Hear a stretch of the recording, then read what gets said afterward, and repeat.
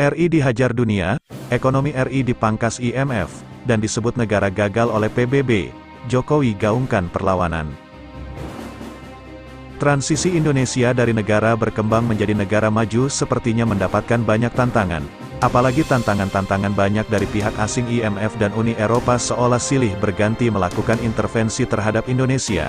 Namun yang menarik perhatian di sini adalah bagaimana Presiden Jokowi melawan intervensi itu semua.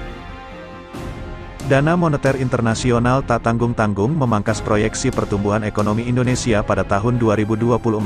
Hal ini terungkap dalam laporan terbaru World Economic Outlook edisi Juli yang berjudul Near Term Resilience, Persisten Kalenges. Lembaga Moneter Dunia ini memangkas proyeksi pertumbuhan ekonomi Indonesia 2024 dari 5,1% menjadi 5%. Sementara itu, IMF tetap memasang perkiraan 5% untuk pertumbuhan ekonomi Indonesia tahun ini.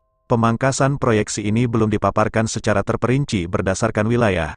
Namun IMF melihat adanya pelemahan pertumbuhan bagi negara-negara yang ekspornya bergantung pada komoditas. Kepala Ekonom IMF Pierre-Olivier Gourinchas mengungkapkan kawasan Asia akan tumbuh kuat 5,3% pada tahun ini, tetapi negara-negara penghasil komoditas akan menderita karena melemahnya ekspor. Negara emerging dan berkembang di Asia akan tumbuh kuat 5,3%. Namun banyak produser komoditas yang akan menderita karena penurunan penerimaan pendapatan ekspor. Tutur Gourinchas, dalam konferensi pers, dikutip dari website resmi IMF. Apa yang dikhawatirkan IMF sebenarnya telah terbaca di tanah air.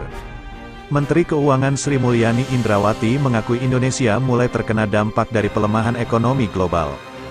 Hal ini langsung terlihat pada data ekspor pada Juni tahun 2023 yang turun 21,2% secara year-on-year.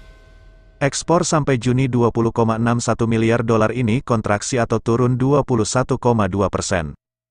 Dibandingkan tahun lalu, ungkap Menteri Keuangan Sri Mulyani Indrawati dalam konferensi pers APBN Kita.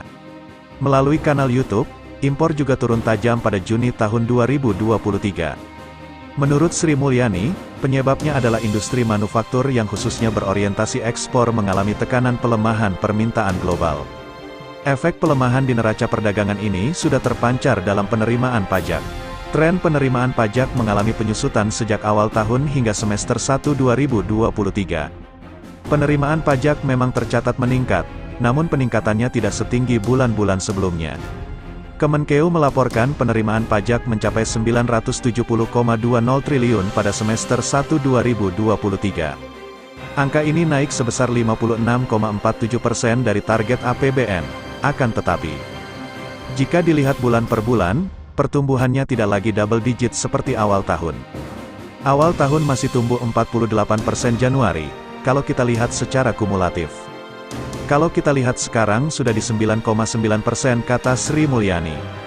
Penurunan ini disebabkan adanya efek tidak terulang dari kebijakan PPS atau Tax Amnesty Jilid 2 dan harga komoditas yang mengalami normalisasi.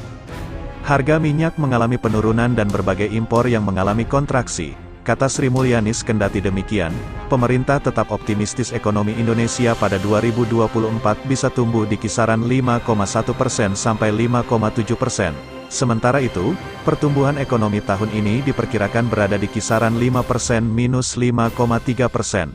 Hal ini dilandasi oleh konsumsi rumah tangga yang masih kuat.